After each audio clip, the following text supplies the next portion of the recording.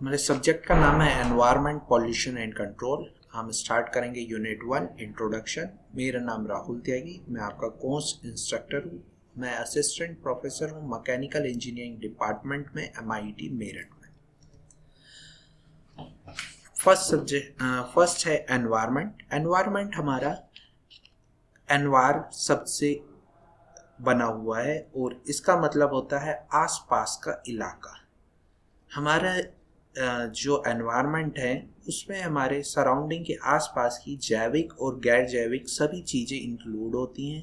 तो अगर हमें एनवायरनमेंट की परिभाषा देनी हो तो हम एनवायरनमेंट की डेफिनेशन इस तरह से दे सकते हैं कि एनवायरनमेंट में सभी चीज़ें जो आसपास की सराउंडिंग डायरेक्टली अफेक्ट करती हैं या इनडायरेक्टली अफेक्ट करती हो सभी जीवित प्राणियों को, तो वो एनवायरनमेंट के अंतर्गत आती है। हम दूसरी डेफिनेशन इस तरह से दे सकते हैं कि पर्यावरण जल, वायु और भूमि का आपस में और मनुष्य के साथ, अन्य जीवों और संपत्ति के साथ कुल जोड़ का योग है। नेक्स्ट, हम पर्यावरण को दो भागों में डिवाइड कर सकते हैं, बायोटिक और एबायोटिक। तो बायोटिक के अंतर्गत हमारी कौन कौन सी चीज़ें आती है? बायोटिक के अंतर्गत हमारे सभी जीवित प्राणी, पौधे, पशु और सूक्ष्म जीव, और वे आपस में जो भी रिएक्शन करते हैं और वे आपस में किस तरह एक दूसरे के साथ इंटरेक्ट करते हैं, वे सभी बायोटिक के अंतर्गत आते हैं। एबायोटिक के अंतर्गत सभी भौतिक कारक जैसे तापमान, आर्द्रता, पानी, मिट्टी, खनिज पदार्थ आदि सभी आते हैं। नेक्स्ट है इकोलॉजी। इकोलॉजी हमारे दो वर्ड्स से मिलकर बना है और ये दोनों वर्ड्स ग्रीक वर्ड्स हैं।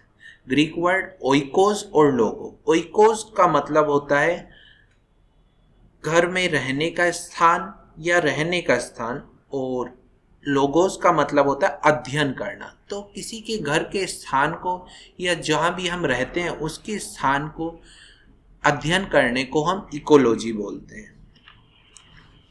अगर इकोलॉजी की हम दूसरी डेफिनेशन दें, इकोलॉजी में हम क्या पढ़ते हैं? इकोलॉजी में हम सभी जीवित प्राणियों के भौतिक और जैविक पर्यावरण के बारे में पढ़ते हैं कि कैसे उनके साथ इंटर रिलेशनशिप है, या हम किस तरह से इसे डिफाइन कर सकते हैं। भौतिक वातावरण में प्रकाश और गर्मी और सौर विकिरण या नमी, हवा, ऑक्सीजन, कार्बन डाइऑक्साइड शामिल है। पोषक तत्व मिट्टी, पानी और वातावरण में है। और आगे हम नेक्स्ट पॉइंट, जैविक वातावरण में पौधों और जानवरों के साथ साथ सभी प्रकार के जीव शामिल हैं। तो इकोलॉजी के अंदर ये सभी चीजें आती हैं। अब नेक्स्ट वर्ड है इकोसिस्टम। इकोसिस्टम हमारा दो शब्दों से मिलकर बना है, इको और सिस्टम। इको का मतलब होता है आसपास का वातावरण, और सिस्टम का मतलब होता है कि कैसे वे एक दूसरे के साथ इंटरेक्ट करते हैं। कि जैविक वातावरण में पौधे, जानवरों के साथ सभी प्रकार के जीव शामिल हैं। तो अगर हम इसकी डेफिनेशन दें तो हम डेफिनेशन किस तरह से देंगे? तो डेफिनेशन हम दे सकते हैं कि किसी भी समुदाय के जीव आपस में बातचीत करने के अलावा पर्यावरण के साथ हमेशा कार्यात्मक संबंध रखते हैं। समुदाय और पर्यावरण की संरचनात्मक और कार्यात्मक प्रणाली को पारिस्थितिक प्रणाली कहा जाता है। तो that is known as ecosystem. दूसरी डेफिनेशन हम इसकी कैसे दे सकते हैं? यह पर्यावरण के साथ साथ इंडिपेंडेंट जीवों का समुदाय है, तो हम उसको इकोसिस्टम बोलेंगे। तीसरी डेफिनेशन हम इसकी कैसे दे सकते हैं? कोई भी इकाई जिसमें किसी दिए गए क्षेत्र में तथा सभी जीवों को शामिल किया जाता है तथा भौतिक वातावरण के साथ बातचीत करते हैं ताकि ऊर्जा का प्रवाह प्रणाली के भीतर स्पष्ट रूप से डिफाइंड क्लियर स्ट्रक्चर और जैविक विविधता और भौतिक चक्र की ओर जाता है, तो हम उसे इकोसिस्टम कहते हैं। नेक्स्ट, कि हम इसमें कौन कौन से कंपोनेंट आते हैं एनवायरनमेंट में। एनवायरनमेंट को हम 4 पार्ट्स में डिवाइड कर सकते हैं। First one is atmosphere, second one is hydrosphere, third one is lithosphere, fourth one is biosphere. तो अब एक एक करके हम इनके बारे में पढ़ेंगे। फर्स्ट वन है एटमॉस्फेयर। एटमॉस्फेयर हमारे कह सकते हैं कि यह गैसेस, वेपर और उपपरमाणविक कण का मिश्रण है।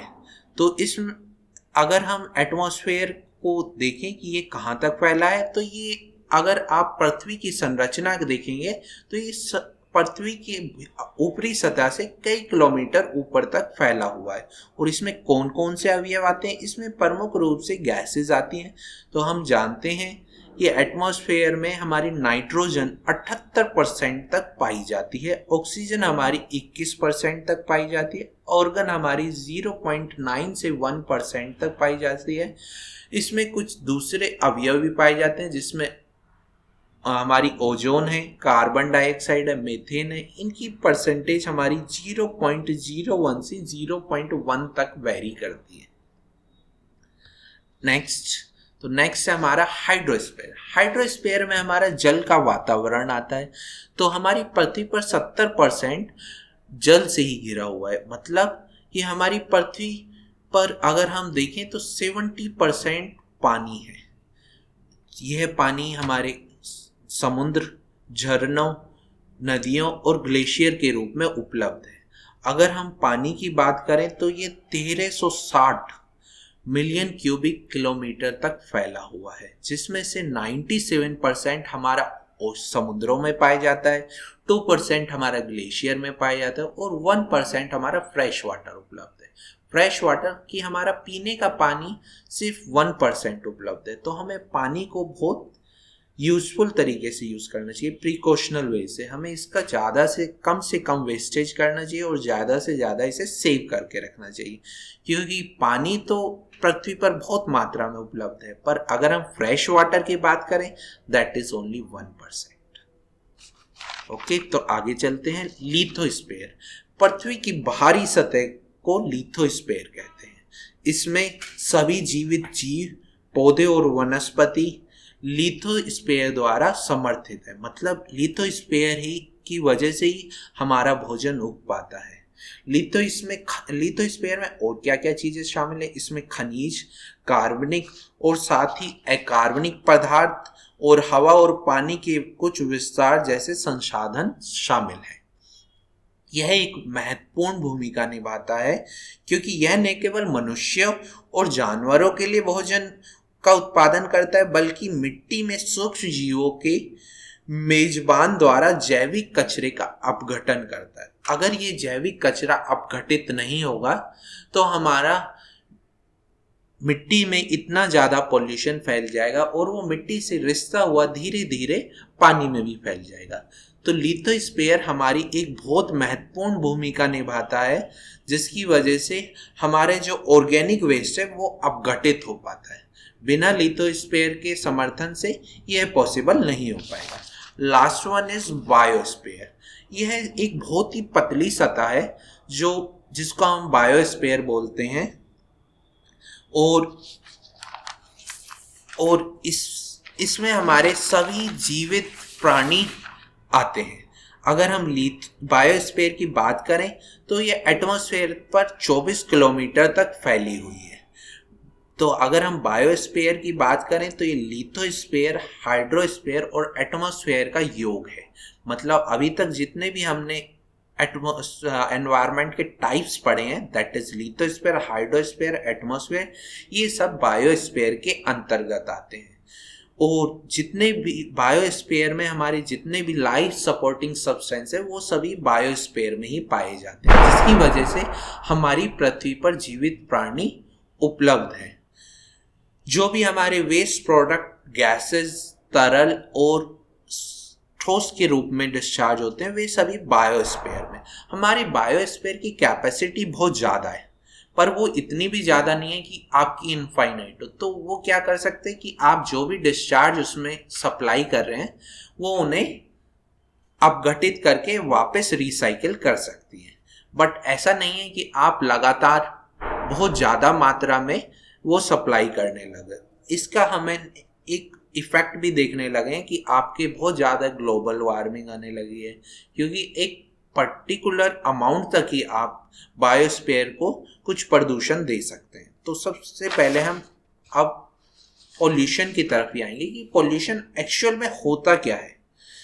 सामान्य और स्वस्थ रहने के लिए सभी जीवों द्वारा एक परवाहकीय पर्यावरण की आवश्यकता होती है। मतलब कि अगर आपको अनपॉल्यूटेड या स्वच्छ वातावरण चाहिए तो उसकी एक स्पेसिफिक कंपोजिशन होती है। अगर इसमें कुछ हानिकारक पदार्थ मिल जाते हैं तो हम बोलते हैं कि आपका पर्यावरण प्रदूषित हो चुका है। अब जिसकी वजह से ये पर्यावरण प्रदूषित होता है उसे हम बोलते हैं प्रदूषक, दैट इज पॉल्यूटेंट्स। इसकी दूसरी डेफिनेशन हम किस तरह से दे सकते हैं? इसकी दूसरी डेफिनेशन हम दे सकते हैं पर्यावरण की किसी भी घटक वायु, जल और मिट्टी में कुछ भी अवांछनीय परिवर्तन जो जीवन या संपत्ति के विभिन्न रूपों पर हानिकारक प्रभाव डाल सकता है उसको हम प्रदूषण बोलते हैं। मतलब कि अगर आपकी ऑक्सीजन रिएक्ट कर लेती है नाइट्रोजन से और नाइट्रोजन ऑक्साइड बनाती है, या फिर कार्बन डाइऑक्साइड बनाती है, या कार्बन मोनोऑक्साइड बनाती है, तो उसकी वजह से हमारे कुछ हानिकारक प्रभाव जीवन या उनकी जीवित प्राणियों की संपत्ति पर पड़ सकते हैं। संपत्ति का मेरा मतलब यहाँ पे कि कुछ भी हो सकता है, कि उसकी प्रॉपर्टी हो या फिर कुछ भी, ठीक है। तो उस पर कुछ भी हानिकारक प्रभाव डालते हैं तो उसे हम पॉल्यूशन की कैटेगरी में रखते हैं। वो पॉल्यूशन हमारा एयर में हो सकता है, मतलब हवा प्रदूषण हो सकता है, वायु प्रदूषण हो सकता है, जल प्रदूषण हो सकता है, मिट्टी प्रदूषण हो सकता है।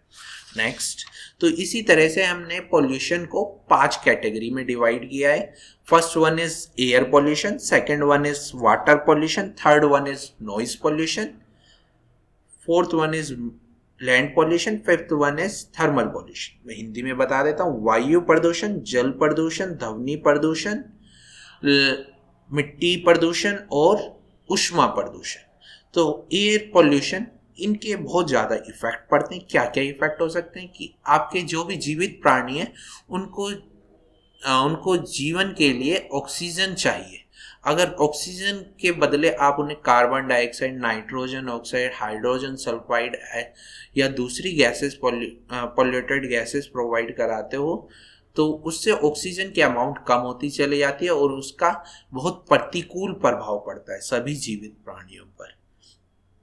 तो हवा में कोई भी हानिकारक पदार्थ अगर मिल जाएंगे तो हम उसे बोलते हैं एयर पॉल्यूशन। एयर पॉल्यूशन हमारा इंडस्ट्रीज से फैल सकता है, हमारा ऑटोमोबाइल इंडस्ट्रीज से फैल सकता है, हमारे केमिकल प्लांट से फैल सकता है, हमारे माइनिंग साइट से फैल सकता है। तो एयर पॉल्यूशन के बहुत सारे कारक हो सकते हैं। वाटर पॉल्यूशन अगर आप जल में कोई भी हानिकारक पदार्थ सीधे या इनडायरेक्ट वे से उसमें मिला देते हो और वो उसमें घुल जाता है, और तो उसे हम वाटर पॉल्यूशन बोलेंगे। आप कोई कचरा मिला देते हो या फिर कुछ भी मिला देते हो पानी में जिसकी वजह से वाटर का कंपोजिशन चेंज हो जाता है, तो वो वाटर पॉल्यूशन के अंतर्गत आएगा। नॉइज पॉल्यूशन, हम एक पर्टिकुलर लिमिट तक ही ध्वनि सुन सकते हैं। अगर टेक्निकल वर्ड्स में बताएं कि एक फ्रीक्वेंसी तक ही हम ध्वनि को सुन सकते हैं। अगर उससे ज़्यादा ध्वनि प्रोड्यूस होती है तो वो नॉइज पॉल्यूशन के अंतर्गत आती है। इससे सभी जीव जंतुओं, केवल मनुष्य पर ही नहीं सभी जीव जंतुओं पर इसका प्रतिकूल प्रभाव होता है। उनकी सुनने की क्षमता जा सकती है और उनका स्ट्रेस लेवल भी बहुत ज़्यादा इंक्रीज हो सकता है। आप सिंपल से देख सकते हैं कि आप किसी ट्रैफिक में फंस जाते हैं और उस ट्रैफिक में बहुत ही शोर हो रहा है, तो आपके कानों पर ही नहीं आपके मस्तिष्क पर भी उसका प्रभाव पड़ता है। तो that is come under the category of noise pollution. वो सभी ध्वनि प्रदूषण के अंतर्गत आते हैं। लैंड पॉल्यूशन अगर आप मिट्टी में कुछ ऐसे पदार्थ मिला देते हैं जिससे उसकी प्रोड्यूस करने की, जिससे उसकी उर्वरक क्षमता कम हो जाती है, तो उसे हम लैंड पॉल्यूशन के अंतर्गत आते हैं। इसका मेन कारक डिफोरेस्टाइजेशन है कि हम बहुत ज़्यादा पेड़ काट रहे हैं, जिसकी वजह से मृदा का अपरदन हो रहा है। इस मृदा अपरदन से हमारे फ्लड, बाढ़ भी आती है, बहुत सारे दूसरे कॉजेज भी हो रहे हैं। तो लैंड पॉल्यूशन हमारा, थर्मल पॉल्यूशन हमारा कि हमारी हीट एनर्जी इंक्रीज होती जा रही है। अगर हम लास्ट डिकेड की बात करें तो लास्ट डिकेड में हमारा टेम्परेचर, पृथ्वी का टेम्परेचर 1 डिग्री फ़ारेनहाइट इंक्रीज हो गया। 1 डिग्री फ़ारेनहाइट अगर आपका टेम्परेचर इंक्रीज हो जाता है तो इससे ग्लेशियर पे भी इम्पैक्ट पड़ता है। ग्लेशियर ज़्यादा जल्दी पिघलने लगते हैं, जिससे समुद्र का जल स्तर इंक्रीज होने लगता है, जिससे समुद्र के आसपास के इलाकों में आपका जल स्तर बढ़ने की वजह से वे समुद्र का पानी वहाँ बढ़ने लगता है, जिससे वहाँ पे बाढ़ आ सकती है। इसका दूसरा वो सुनामी भी आ सकती है। ठीक है, तो इससे हम, ये 5 कैटेगरी है हमारी। नेक्स्ट स्लाइड पे चलते हैं। पोल्यूशन कंट्रोल एक्ट्स क्या है कि इस पोल्यूशन से बचने के लिए हमने कुछ एक्ट्स बनाए, संविधान में कुछ हमने कानून पारित किए हैं। तो इंडिया ऐसी पहली कंट्री था जिसने पोल्यूशन से बचने के लिए कुछ संशोधन किया अपने कानूनों में, और ये फर्स्ट संशोधन 1976 में 42nd अमेंडमेंट के रूप में आया, और इंडिया ऐसा करने वाला पहली कंट्री था। अब ये किस वजह से किया गया है? ये मेनली इस वजह से किया गया है जिससे कि हमारी कंट्री सेफ रह सके, क्योंकि आप जो हमारा इकोसिस्टम है, सिर्फ अगर हम ही जिंदा रहेंगे तो हम अकेले जिंदा नहीं रह सकते। हम सभी एक दूसरे पर निर्भर रहते हैं कि आपका फूड सिस्टम किसी दूसरे फूड सिस्टम पर निर्भर है। अगर आप किसी एक जीव को हटा देंगे तो उसका कुछ ना कुछ प्रतिकूल प्रभाव आप पर भी पड़ेगा। हमारी जो वाइल्ड लाइफ है उस पर उसका प्रभाव पड़ता है, क्योंकि हम फॉरेस्टाइजेशन, तो इसके लिए फॉरेस्ट पर एक 1976 में एक कानून पारित किया गया। इसके अलावा 1976 में वाटर, मतलब नदियों, झरनों और जंगली जीवों पर भी एक कानून बनाया गया। अब इन कानूनों में क्या है इसे हम बाद में डिटेल में पढ़ेंगे। 1986 में एक एनवायरनमेंट प्रोटेक्शन एक्ट भी बनाया गया, जिसमें कि वाटर, एयर, जल, वायु, भूमि का ह्यूमन बींग्स से क्या रिलेशनशिप है और हमें क्या चीज़ें फॉलो करनी पड़ेंगी। आप अब कहीं भी जाके जंगल में जाके ज़मीन पर कब्जा नहीं कर सकते। ये कुछ कानून बने हुए हैं जिसकी जो 1986 में मूल रूप में आए थे। जो 1974 में, अगर आप वाटर प्रिवेंशन एक्ट देखो तो वो 1974 में एस्टेब्लिश हुआ है, और उसमें बहुत सारे चेंजेस हुए हैं तब से। तो हम एक एक करके सभी एक्ट्स के बारे में देखते हैं। फर्स्ट वन है हमारे, अगर हम कंट्रोल एक्ट्स की बात करें तो हम इन्हें 7 पार्ट्स में डिवाइड कर सकते हैं। फर्स्ट पार्ट है water prevention and control of pollution, कि हमारे कि वाटर को हम किस तरह प्रिवेंट कर सकते हैं। ये एक्ट 1974 में, और इसमें बहुत सारे अमेंडमेंट हुए हैं। इसके बाद वाटर का प्रिजर्व और कंट्रोल तो 1974 पर, इसमें सेस एक्ट और इसमें अमेंडमेंट्स हमारे सेकंड उसके अंतर्गत आते हैं। Third, the air prevention and control of pollution. Industry पे हमने बहुत सारे लिमिट्स लगाई हैं कि इससे ज़्यादा वे पोल्यूशन नहीं फैलाएंगे, और अगर वहाँ से पोल्यूशन आ रहा है तो उसे फिल्टर करके वे एयर में सप्लाई करेंगे। ये एक्ट मूल रूप से 1981 में मूल रूप में आया, environment prevention act 1986 and it's amendments. इसमें हमारे कुछ एरिया हमने सेलेक्ट किए कि वहाँ पे कि यहाँ पे कुछ पर्टिकुलर ट्राइब्यूनल प्रजातियाँ रहती हैं, तो इनके लिए 1995 और 1997 में इसमें अमेंडमेंट किया गया, जो फोर्थ उसके अंडर ही आता है। फिफ्थ, हैजार्डियस वेस्ट, की आप किस तरह इंडस्ट्री से अपना वेस्ट निकाल सकते हैं, किस तरह आपको उन्हें मैनेज करना है, क्या आपको फिल्टराइजेशन प्रोसेस उसमें लगाने हैं। That is comes under the act number 5। इसके अलावा पब्लिक लाइबिलिटीज के इंश्योरेंस एक्ट 1991 के अंतर्गत आता है। 7th एक्ट में हमने काफ़ी कुछ 1st से 6th पार्ट तक सभी कुछ लिया है, और इंश्योरेंस एक्ट का भी इसमें कुछ पार्ट आता है। अब हम बात करते हैं ISO 14000 ये एनवायरमेंट मैनेजमेंट सिस्टम कि एनवायरमेंट पर्यावरण को हम कैसे मैनेज कर सकते हैं, वो हमें ISO 14000 में कुछ स्टैंडर्ड हमने फिक्स किए हैं। तो इसकी ISO 14000 हमारी पर्यावरण से रिलेटेड एक्ट से रिलेटेड कि पर्यावरण में आप क्या क्या फॉलो करके अपने पर्यावरण को सुरक्षित बना सकते हैं, उसकी कुछ गाइडलाइंस बताई गई है ISO। तो ISO 14000 उसी की ऑर्गेनाइजेशन है। तो ISO 14001 में कुछ स्टैंडर्ड फिक्स किए गए हैं। तो 14001 उस स्टैंडर्ड्स को बताता है कि क्या आपको फॉलो करने चाहिए। अगर आप इसे लेते हैं तो आपको गवर्नमेंट से कुछ सब्सिडी मिलती है कि इंडस्ट्री को क्या फ़ायदा होगा। इंडस्ट्री अगर इन्हें फॉलो करेगी तो उन्हें गवर्नमेंट से कुछ सब्सिडी मिलती है और कुछ गवर्नमेंट के प्रोजेक्ट सिर्फ उन्हीं ऑर्गेनाइजेशन को दिए जाएंगे जो ये स्टैंडर्ड फॉलो कर रहे होंगे। अगर हम 14010 की बात करें तो इसमें इसका ऑडिटिंग आती है कि अगर कोई बाहरी ऑडिट करने आती है तो वो किस तरह ऑडिट कर सकती है। तो 14010 में कुछ स्टैंडर्ड्स रूल्स बता रखे हैं जिससे आप ऑडिट कर सकते हैं। लिखित ऑडिटिंग किस तरह से कर सकते हैं। नेक्स्ट 14020 इसमें एनवायरमेंट लेबलिंग है। आप किस तरह लेबल लगा सकते हो अपनी पर्टिकुलर कि हमारे इसमें ये होता है, इससे ये एनवायरमेंट में हमारा सुधार हो रहा है। नेक्स्ट 1403 किस तरह आप मूल्यांकन कर सकते हो अपने उसका, तो वो 14030 में आता है।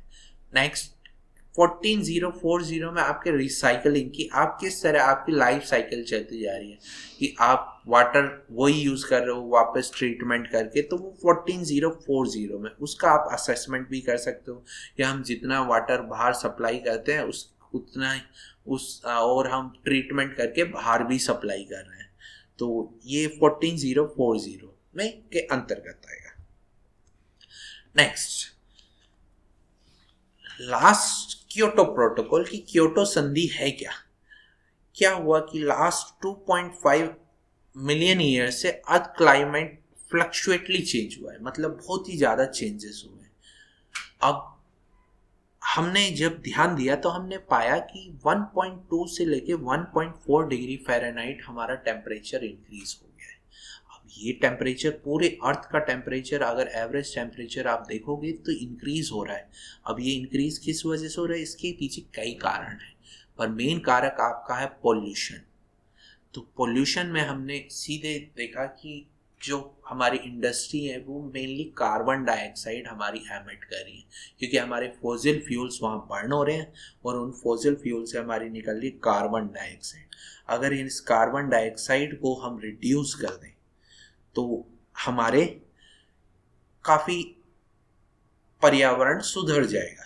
तो इस पर्यावरण अगर कार्बन डाइऑक्साइड हमारी लगातार एमिट होती रहेगी तो उसकी वजह से एक नया टर्म आया ग्लोबल वार्मिंग, कि हमारी पर्यावरण का टेम्परेचर लगातार इंक्रीज हुआ। अब ये ग्लोबल वार्मिंग होती क्या है, इसके लिए पहले हमें पढ़ना पड़ेगा greenhouse gases. Greenhouse gases वे गैसेस होती हैं कि जब सूर्य से हमारे कुछ विकिरण पृथ्वी की सतह पर पड़ता है तो पृथ्वी कुछ तो उसे एब्जॉर्ब कर लेती है और कुछ को वो रिफ्लेक्ट कर देती है। अब कुछ को जब उसने रिफ्लेक्ट कर दिया तो उसमें क्या हुआ कि वो बाहर पृथ्वी से बाहर चला जाता है। पर अगर पृथ्वी पर कुछ ग्रीन हाउस गैसेस, कुछ इस तरह की गैसेस हैं जो उससे रिफ्लेक्ट वापस पृथ्वी की सतह पर कर देती हैं और उसे बाहर नहीं जाने देती, जिसकी वजह से पृथ्वी का वातावरण लगातार गर्म होने लगता है, जिसे हम बोलते हैं ग्लोबल वार्मिंग। तो अगर पृथ्वी का वातावरण लगातार गर्म होता जाएगा तो हमने अभी पीछे पढ़ा था कि उसमें ग्लेशियर्स हमारे मेल्ट होने लगते हैं, जिसका हमारा बहुत ज़्यादा इफेक्ट पड़ने लगता है सभी जीव जंतुओं पर। तो इसके लिए क्योटो प्रोटोकॉल बनाया गया। क्योटो प्रोटोकॉल में क्या है कि CO2 और CH4 लेवल हमारा डिक्रीज किया जाएगा। अब ये किस तरह डिक्रीज किया जाएगा, ये हमारा डिक्रीज किया जाएगा कि 191 कंट्रीज ने कुछ साइन किया कि हम धीरे धीरे डिक्रीज करेंगे अपने कार्बन एमिशन। अब कार्बन एमिशन जो इंडस्ट्रीज अगर आप बंद करोगे तो आपकी ग्रोथ रुक जाएगी, तो उसके लिए कुछ रूल्स बनाए गए। उस रूल्स के हिसाब से फिक्स किया गया कि इतने टाइम हमें लगेगा इस वेस्टेज को या कोई दूसरा अल्टरनेटिव सॉल्यूशन फाइंड आउट करने में। तो उसके अंतर्गत हमारे कुछ कार्बन क्रेडिट्स की कार्बन अब एकदम से तो नहीं किया जा सकता, पर कुछ कंट्रीज ऐसे हैं, जैसे आप थोड़ी नीचे कंट्रीज जहाँ इंडस्ट्रियलाइजेशन स्टार्ट ही नहीं हुआ है, तो वहाँ आपको वहाँ पोल्यूशन फैला ही नहीं है अभी इतना। तो हम तो सभी देशों को क्या करना होता है, जैसे अगर भारत में पोल्यूशन ज़्यादा फैल रहा है और भूटान में थोड़ा कम फैल रहा है, तो भारत को कुछ प्रोजेक्ट भूटान में लगाने पड़ेंगे या कुछ उसकी कार्बन क्रेडिट्स, क्योंकि एक पर्टिकुलर लिमिट है, इस पर्टिकुलर लिमिट से इंडिया ज़्यादा कार्बन प्रोड्यूस कर रहा है, तो उसे कार्बन क्रेडिट करना होगा, उसे खरीदना पड़ेगा कि मैं थोड़ा पोल्यूशन एक पर्टिकुलर लिमिट से अभी कम नहीं कर सकता, तो ये क्योंकि पोल्यूशन ज़्यादा हो रहा है तो इसकी अमाउंट में मुझे किसी देश में जहाँ पोल्यूशन कम आ रहा है पर्टिकुलर लिमिट से उसको पैसा देना पड़ेगा। और एक कार्बन यूनिट कितने के इक्वल होती है? एक कार्बन यूनिट होती है 1 टन ऑफ कार्बन डाइऑक्साइड। कि आप एक कार्बन क्रेडिट अगर खरीदते हो तो उसका मतलब होता है कि आप 1 टन ऑफ कार्बन डाइऑक्साइड उत्सर्जित कर सकते हो। अब ये कार्बन यूनिट, ये एक यूनिट बनाई गई जिससे कि सभी एक पर्टिकुलर लिमिट तक ही हम पृथ्वी पर टोटल कार्बन उत्सर्जित करें, क्योंकि डेवलपिंग कंट्री एकदम से नीचे नहीं आ सकती, क्योंकि उनके यहाँ इंडस्ट्रियलाइजेशन हो चुका है और वे कुछ थर्मल पावर प्लांट उनके यहाँ डेवलप हो चुके हैं। वे एकदम से shut down thermal power plants को नहीं कर सकते, वे अल्टरनेटिव सॉल्यूशन ढूंढ रहे हैं, पर अल्टरनेटिव सॉल्यूशंस को पैदा करने में कुछ टाइम लगेगा। एकदम से आप वापस एकदम से शट डाउन कर दोगे तो इलेक्ट्रिसिटी जनरेट नहीं होगी, कई प्रोडक्ट जनरेट नहीं होंगे, जिसकी वजह से हमारा टोटल प्रोग्रेस रुक जाएगा। तो इसके लिए एक यूनिट बनाई गई जिससे आप खरीद सकते हो किसी नॉन डेवलपिंग कंट्री से, उसके बदले आप वहाँ पे कोई प्रोजेक्ट डाल सकते हो या उसे फंड कर सकते हो। तो ये इसको हम बोलते हैं कार्बन क्रेडिट। तो इस क्योटो प्रोटोकॉल में ये संधि की गई कि आप किस तरह से खरीद सकते हो, क्या उसके चार्जेस होंगे, किस तरह या आप उसकी कंट्रीज में कुछ डेवलप कर सकते हो। Thank you.